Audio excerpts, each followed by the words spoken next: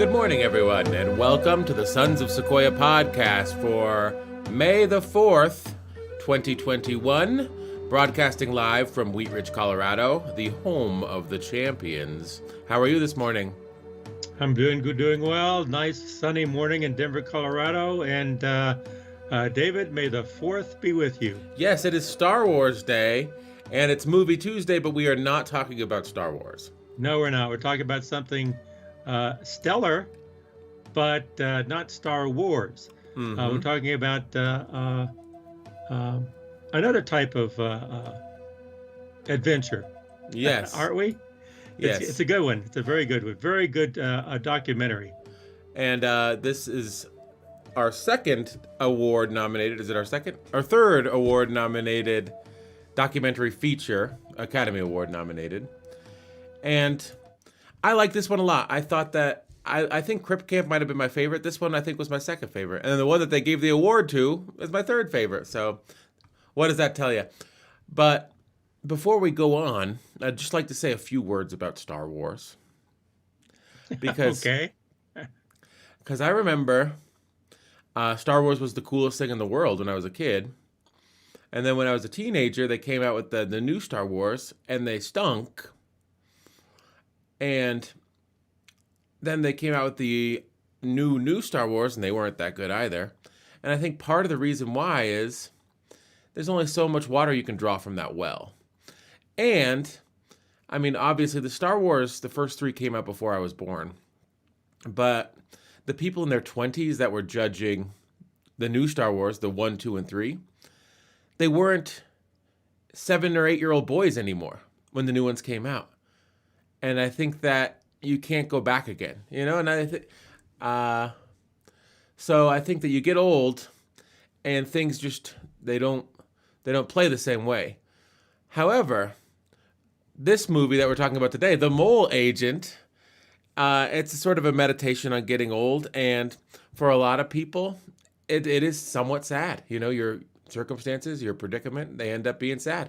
But for Sergio, he was really the type of guy that grabbed life by the horns, and his story was less sad than everyone else's, and that was partly because he held on to a love for life, but also partly because he had family. Family. It's all about family. And actually, The Mole Agent, you should probably set it up for people who haven't seen it. And by the way, if you have not seen these things, you really should see. I don't know. I really love documentaries because it's real. You can write a story, and the stories have meanings. They have a purpose, and they have a plot and a takeaway. But documentaries, you can't get more takeaway than real life. And this one, The Mole Agent, he was a mole. He went into a nursing home. He was an agent, and he was going to try to find out there were some accusations, and so they had no proof. Mm-hmm. So he went inside to find proof for these accusations.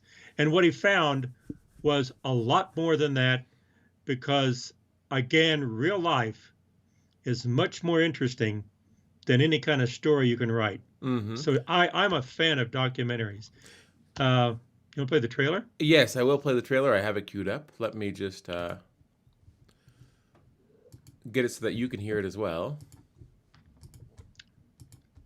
Okay, let's do it.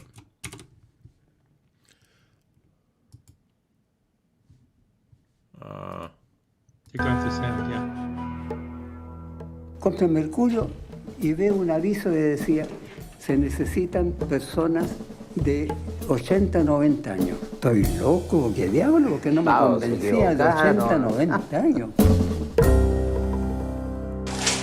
Tú a contar de hoy día vas a ser un agente topo, un espía. A mí me está contratando una hija. Cree que a su madre adentro la están maltratando, que le están robando. Entonces tú vas a ser mis ojos. Yeah. Todo me sirve. Los baños están asquerosos, que la enfermera, cachuchazo, y escobazo, qué sé yo, todo me lo informa. Informe de hoy, miércoles 29.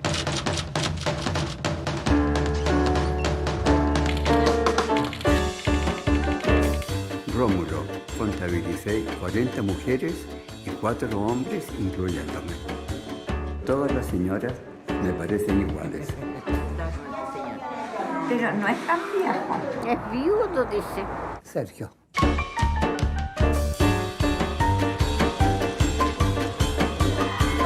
Pero enamorada de él. A las 18 horas estuve vigilando para que le dieran el remedio y no se lo dieron. Ahí no. No. ¿Y acá? Llore, llore. Eso le hace bien, llore nomás. ¿Me quiere? ¿Mucho? ¿Poquito? Nada. ¿Me quiere? Mucho.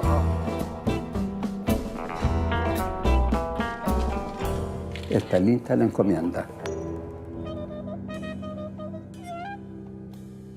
Mándame un mensaje de voz por WhatsApp.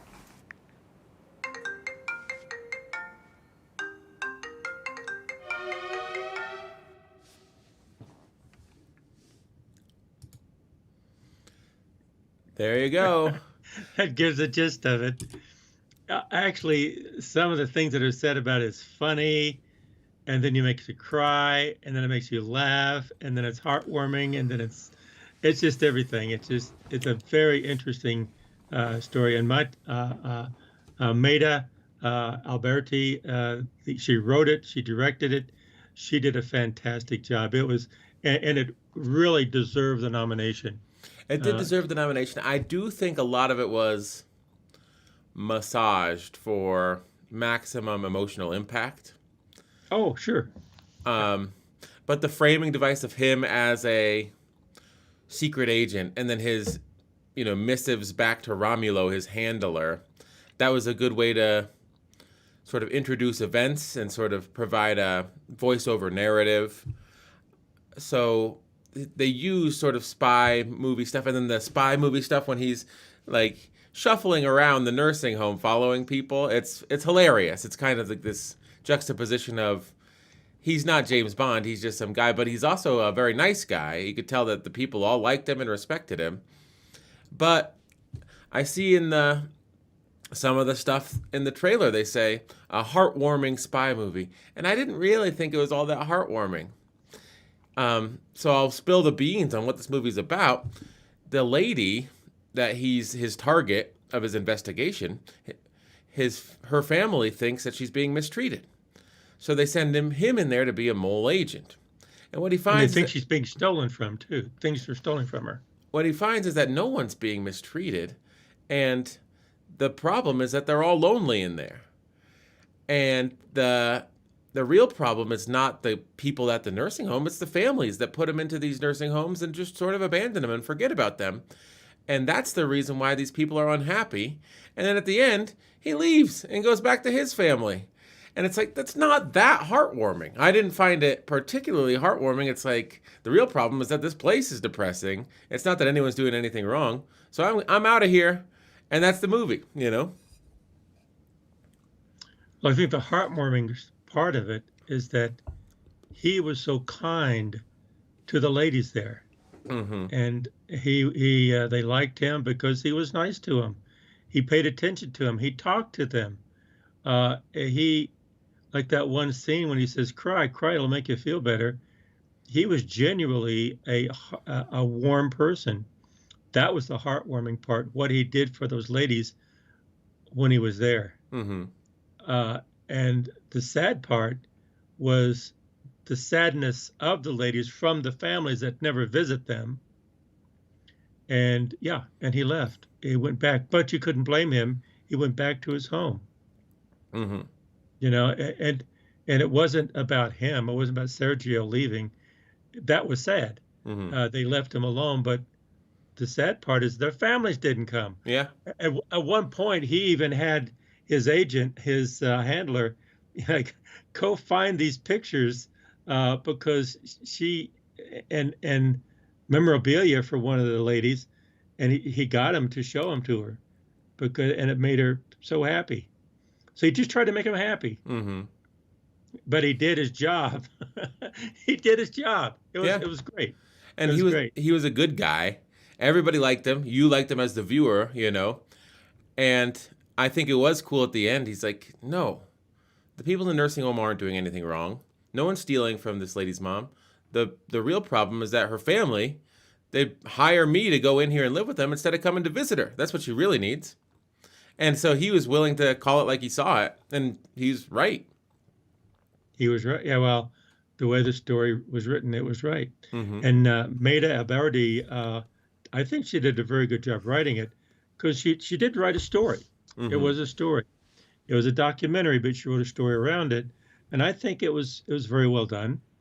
And it was produced by Marcela Santibanez. I hope I said that correctly. I guarantee you didn't say that correctly. Marcela Santibanez.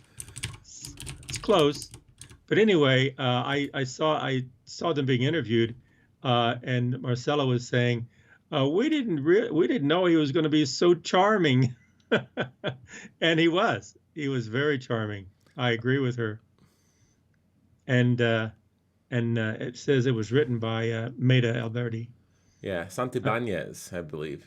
Ibanez, Santibanez. Santibanez.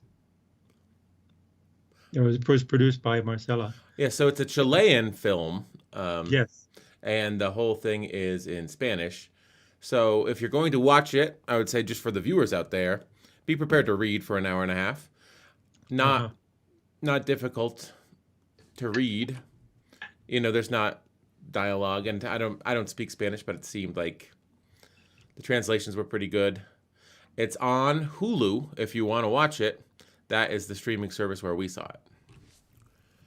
So we're running out of stuff. We might need to get HBO Max just so that we have stuff to talk about on our Movie Monday and Movie Tuesday podcasts. Yeah, well, I'm a fan of the shorts Uh-huh. that have a story to say. The full-length film, they're good, but it seems to me I'm not in this area, so I don't understand all the intricacies about a short film, a documentary, a full-length film, and all the different genres. But to me, it just seems like a short film. You have something to say and you say it.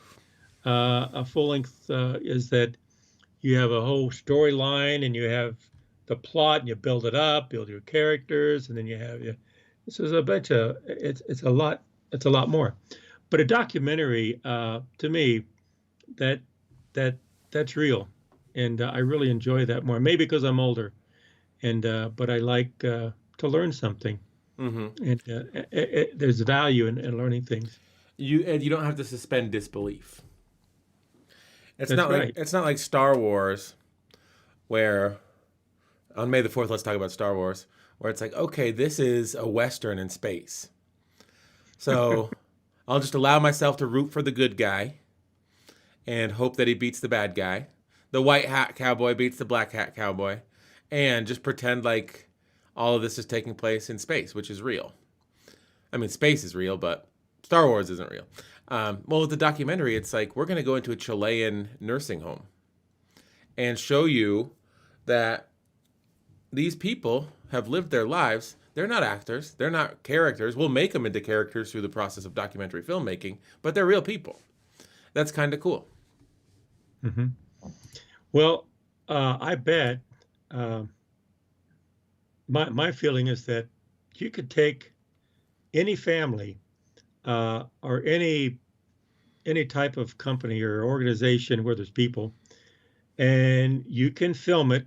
You can follow people around, and you can make a story out of pretty much anything, because people are colorful and all different colors. I mean, there's all different kinds of people out there. Yeah. And I know my people I know and families I know, our family, you could follow us around and says, oh my goodness, sometimes we're serious and sometimes we're crazy. Yeah, like there's a Michael Moore documentary, and they made fun of this, but I forget what it was called. Let's find out. He's a classic documentarian, political documentarian. He does. He did the Sicko. Columbine. He did Sicko Bowling was for Columbine. what it was called. It was focused on the American healthcare system, and he takes these people that they're really sick, and he takes them to Cuba, and he shows that in Cuba, you can get healthcare because they have socialized medicine there. They have good doctors, And that's the point. But someone pointed out, like, if he was to put the people on a boat and say, okay, let's go back to America, everyone in Cuba would want to go back with them.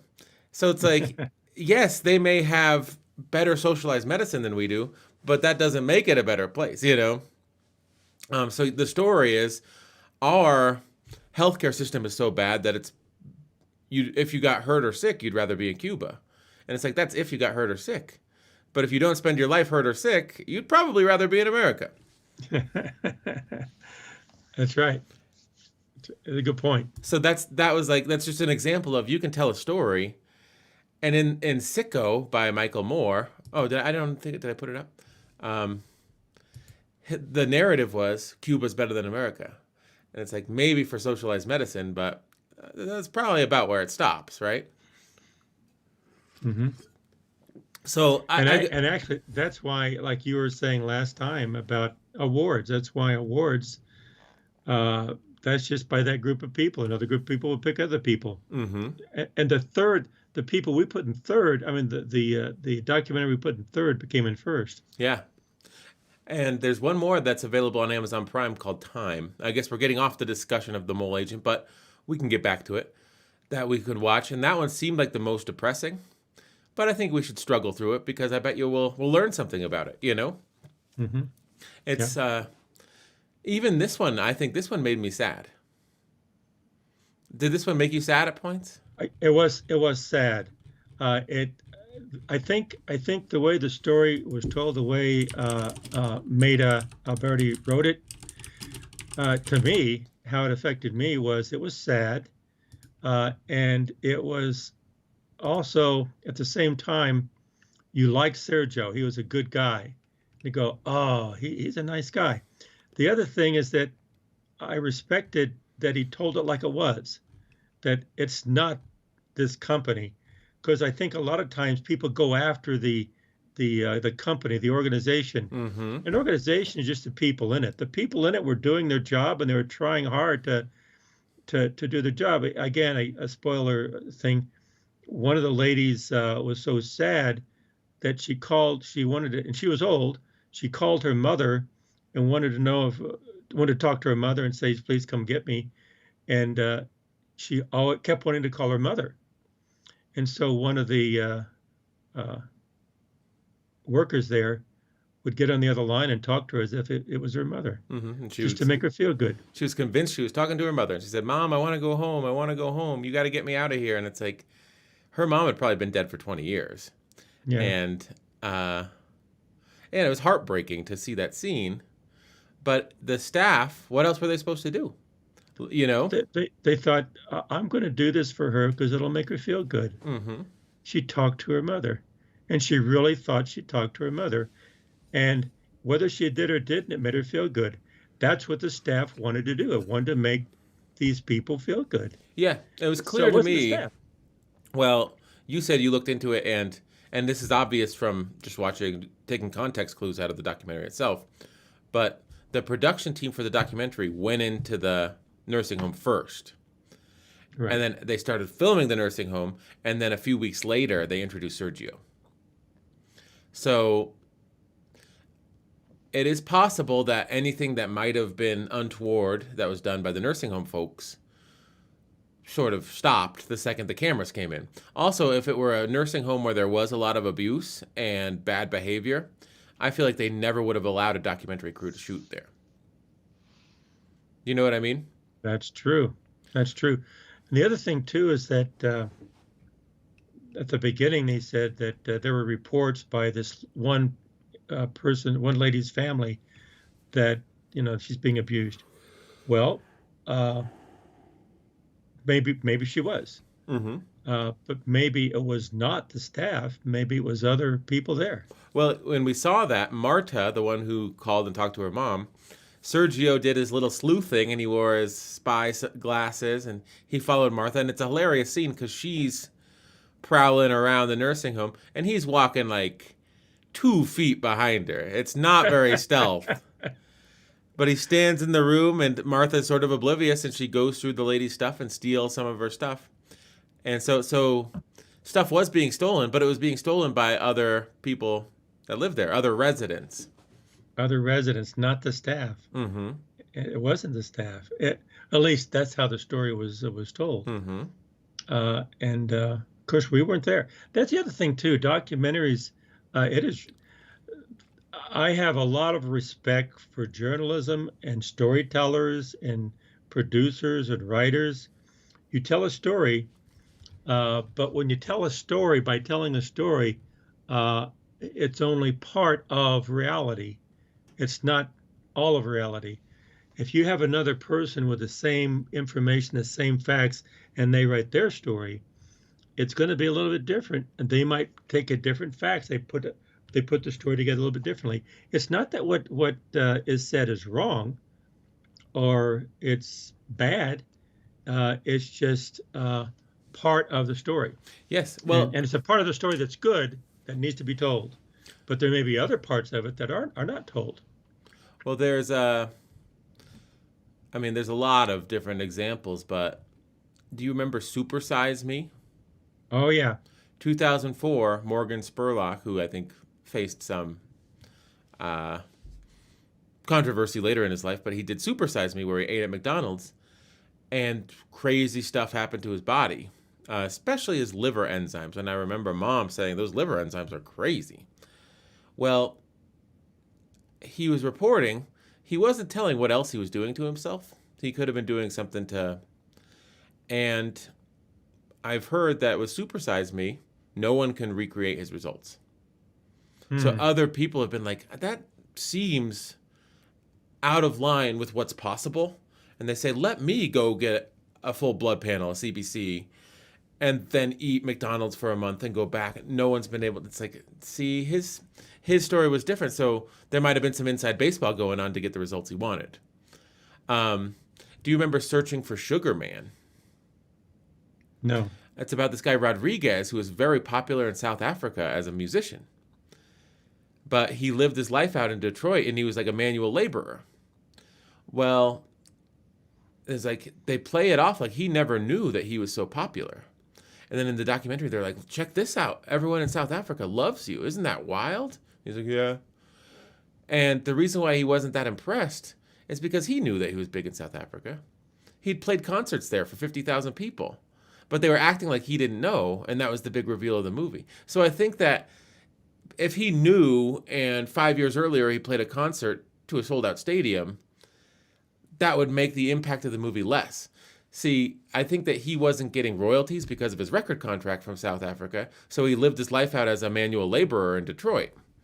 And that's interesting, but he would go there and play concerts and people would come. And he knew that he was big there. Like, it wasn't lost upon him, but that's part of the story that isn't as compelling as he had no idea. And we're letting him know that he's big. So I think that they tell the story the way they want to make it more compelling. Yeah, I wonder what other things Maida Alberti. I wonder other things she has written, other things she's done. We can take a look. Let's go into the Mole Agent page. Maida Alberti. She is a documentarian, but she's a screenwriter too. So I think that she does understand story structure. She does, yeah. Filmography. There we go. Yeah, see, they're all Spanish, so we probably wouldn't see them. No. But the bottom line is that the story, as it was told, is very heartwarming. And with documentaries, it's clear that all the ladies in the nursing home had affection for Sergio. And yeah. And so he was they crowned him king of the nursing home. Yeah. And the one lady wanted to marry him. And it was all kind of cute. But also it was interesting when she said, do you want to come with me to the bank? She wanted to court Sergio. Sergio, he just lost his wife 4 months prior to the filming of the movie. And he had to tell her, no, I don't want to go to the bank with you. I'm still grieving. And then, of course, she gets all butthurt about it. And it's fascinating to me, like her reaction, well, I don't want to hang out with bad company. It's like you can be 85 years old and be just as childish as if you're 15. Yep. And I think that was, I kind of liked that scene. So Bertita loved Sergio and wanted to have a relationship with him. Sergio was just nice to everyone and friends with everyone. And when Sergio let her down, and he was honest, and he's old enough to be confident in himself and be honest and say, listen, I'm still grieving. I don't want to, go further in our relationship. She got all butthurt as if she were a teenager. And I think it sort of shows people don't really change. They're the same their whole lives. No, they don't. The outside gets old, the inside stays young. Mm-hmm. And I think one of them says, "I'm in love with him." Oh, they were talking about it. Says, That was Bertita. Yeah, I'm in love with him. Yeah, they still fall in love. They still have crushes. They still get upset. The outside gets old, the inside stays young. Mm-hmm. The inside will never get old. The inside is the inside, and it doesn't change. Yeah. You might get more experienced, wiser, more disciplined, but you're the same person. Mm-hmm. Those old people, the same people inside. Like Michael was telling me, he was having a conversation with one of his old friends from high school, and his old friends from high school saying, I think that when you meet people in high school and they're weird, they're still weird. If they're socially awkward, they're still socially awkward. If they can't do this or that, they still can't do this or that. And you sort of just assume that when someone grows up, they sort of acquire all those skills. It's like, but it's actually more likely that they sort of arrange their lives where they never have to use that skill. I mean, in high school, you're forced to go and socialize with all these people. And if you don't like that, afterwards, you can not have to do that. And if you're terrible at it, you might arrange your life so you don't have to do it. But people don't really, you sort of just assume, oh, all that stuff, you get over it. It's like, but maybe you don't. Maybe you arrange your life so that you don't have to face it anymore. Well, the antithesis of that is that's true. I agree. But people don't change, but situations do. You're not in high school anymore. Mm-hmm. And someone who's awkward in high school may be very, very different in college or in business, or like they're a super nerd in high school and no one ever wants to be around them. But then all of a sudden they go into business and this is what they thrive on. They do well, they open up, and the real person comes out, and all of a sudden they do much better in a different environment. Yeah. Because they're suppressed. And so you're right, people do not change, but situations do. Mm-hmm. Well, I think a good example of this, and it's just a big example, is, they say go to school so you can get a job and you can make money. Well, look at the richest people in the world. They quit school. And then you think, who makes money? You think of like a Michael Douglas in Wall Street, slick back hair, alpha male stockbroker type. Well, Bill Gates, Jeff Bezos, and Mark Zuckerberg do not fit that mold. And they're three of the richest people in the world. Warren Buffett does not fit that mold. Of course, Warren Buffett finished school. But, I mean, these people, they say, oh, I understand what's going on. And I understand that to get to where I need to go, I don't need school. I think that a lot of finish school, get your degree that's the path. And someone says, okay, there's a path, but I could cut through the park and get to the destination faster. A lot of people don't see that, but the Bill Gates or Mark Zuckerbergs of the world say, oh, I'm going to stray from the path because I see a faster route to the finish line. And a lot of people, they stray from the path and they get lost in the wilderness. But there's people in this world that'll stray from the path and get there faster, and they become the billionaires, whereas the people that followed all the good advice end up working for them. So the rules of, like you said, people don't change, situations do, but also conventional wisdom is for conventional people. That's true. Very true. That's right. And that's not to say, that's the other thing too that I've noticed, is that people say, go to school, get a degree, and get a good job. Mm-hmm. Well, the people who say that are trying to help. And for some people, going to school, getting a degree, getting a job, working 9 to 5, 5 days a week, retire when you're 65. That's what they want for a happy life. Mm-hmm. And that's perfectly fine for them.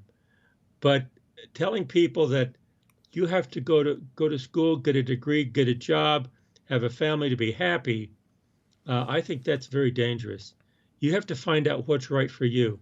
That might be what they want, but they might want to do it a little different way. And I think there's too much cookie cutter social expectations in this world. It's changing.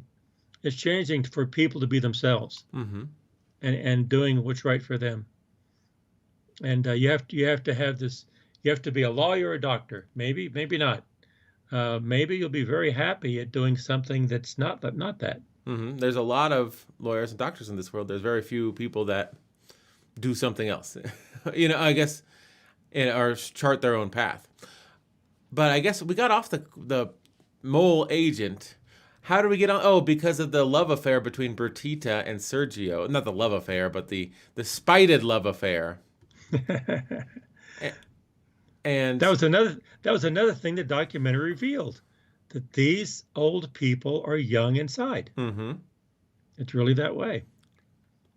Yeah, and the way it was written and the way it was shown was that he was kind, and he wanted to help the lady. Well, there's 40 ladies and 4 men, including him. Mm-hmm. So there's 3 other guys, but he wanted to help them.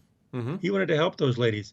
He wanted to give them what he did his job. He did his detective work, but the way it was written, the way Mady Alberti wrote it, was that he also wanted to help the ladies, Mm-hmm. and he did, and he helped them different ways. Yeah, and I guess we haven't talked about this. We can touch on this before we go. The poetry lady. Oh yeah, She wrote poetry, and she liked Sergio because everyone liked Sergio. But near the end, she says, "My family never comes to visit me. They have their own lives. They're doing their own thing. I guess it's more important than they just stuck me away in here to rot." And then she dies in the next scene, and it's like, yikes, that was pretty depressing. yeah, and well, at one scene he says, "Well, when she read some of her poetry, did she read her poetry to Sergio?" Mm-hmm. Yeah, that was, again, that was touching. Like, Yeah. oh, well, I want to hear it. I want to hear your poetry. Oh, and it was read to other people. It was read to the group. She would recite, yeah, she had it memorized. She would recite it as verse, and then they recited it again at her funeral. But also, her funeral appeared to be mostly people from the nursing home, which is crazy because you live your whole life. You have your family and your career, and you know your friends and your people. And then the people that come to your funeral are the people that you got stuck in a home with for your last few years. That's kind of sad.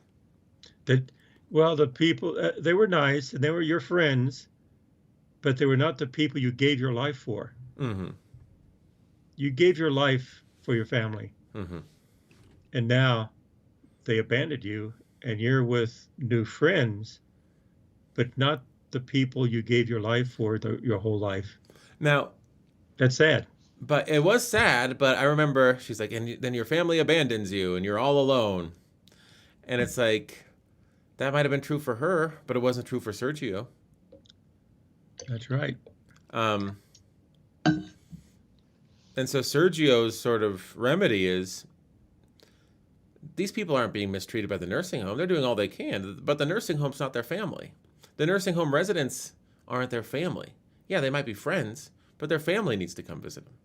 And his family did come visit him. And then after his 3-month stay as a mole agent, he said, oh, I've decided to go back and live my life. I have a granddaughter. I have 2 daughters, or a daughter and a son. I forget how many kids he had, because you only see the one daughter that he has in the movie. The other one probably didn't want to be in a Oscar-nominated movie. I don't blame you. If you don't want to be on camera, you don't have to be. But he had that option, and everyone else didn't. And I think it's telling that despite the fact that he was there and he sort of made meaningful connections with these people, and Everyone respected him, and he was well liked, and he found community and something to do and purpose at the nursing home. The second his tour of duty was up, he went back to hanging out with his family. You know, he went back to living with and hanging out with his family. I think that speaks volumes to his point, which is these people, they're not being mistreated, they're lonely. And if you had a choice between your new friends and your family, you're going to pick your family. Mm-hmm. Because that's your life. Yeah. Yeah, So that's a very good point. So I think that was kind of telling, and it sort of reinforced his overall thesis, which is they shouldn't hire me to see if she's being mistreated. They should come and visit her, and she'll be happier. He called it like it was. Yeah. Way to go, Sergio. Yeah. If you want to help these people out, tell those families to go visit them. Yeah. Well, when I was young, Mm-hmm. Oh crap! Sorry.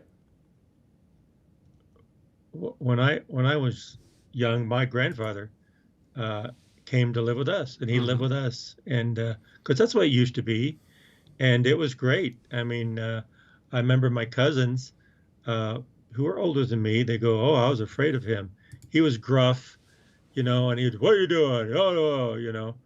And I was a little boy, and he was older, and he came to live with us, and I just stare at him, and he was gruff, but he wasn't mean. He wasn't bad to us or anything. That's just his personality. And I started playing with him. I'd sneak up behind him and poke him. He'd jump, and then he'd laugh. Mm-hmm. And he was gruff because he just wanted to treat him like a human being. And so I'd play with him. And here's this little kid. I'd poke him, he'd poke me, he'd laugh, and we got a relationship together. And one day, he said, Michael, what time is it? I said, I don't know. Well, what time is it? Go get a clock. So I went and got a clock. I said, I don't know. He said, go get that clock and bring it to me. It's just how he talked. Bring it here. So I got the clock, gave it to him. He says, look at this. See that big hand? That's your minutes. See that little hand? That's your hour. When it's there, see these numbers? And he taught me how to tell time. Now tell me what time it is. Oh, it's 8 o'clock. Oh, yeah, okay. So what time is it now? And he moved the he said, no, oh, it's 6? No, it's 30 minutes past 6, And so he's sitting there telling me how to tell time. And that's how I learned how to tell time. My grandfather was telling me how to tell time. I didn't take that he was yelling at me. I took that he cared that I wanted to learn. He wanted to teach me something. Mm-hmm. And I think that you go into these nursing homes and you go to these people who are sitting there doing this. And if you could talk to them and say, what did you do in your life? And you're going to open up a whole world of people, a whole world of so many personalities that they're young on the inside. If you can get to it, it's just opening up a whole world. And also resources, human resources that I think are really wasted. So where should they be used? They should be used in their families. Mm-hmm. I think when families take older people and put them in homes so that they can live their life, they are depriving themselves of such a rich heritage and rich wisdom and rich experience. You just have to listen to them. And that's kind of what we do in this podcast, talk and listen. Mm-hmm. Well, I think that's a good summation of, and there's a practical application for nursing homes too. Sometimes the family can't do it. They don't have the means, the resources, the space. If someone requires advanced memory care, a family member might care more, but they might lack the training, or they might endanger their children by bringing in someone who's sort of a danger to themselves and others, Right. because of their condition. And yet, I think what you said is good. I think that's probably a good place to sort of cap off our discussion of the movie because it was very powerful. Well, I would say wherever the old people end up, at home, at their house, or their home with their family, or at a nursing home, they're still part of the family. You should And visit them and try to learn from them. you should include them all the time. Include them that's appropriate for you and your family. Include them as much as you can before they're gone, because once they're gone, you've lost a resource that you will never get back, and it's the only resource you have that's yours. And so you're losing it. You're losing it. So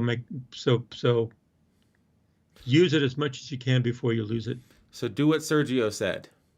Visit more. Visit more. Visit more. Learn from them. If you ask an old person to tell you a story, they will. Yeah.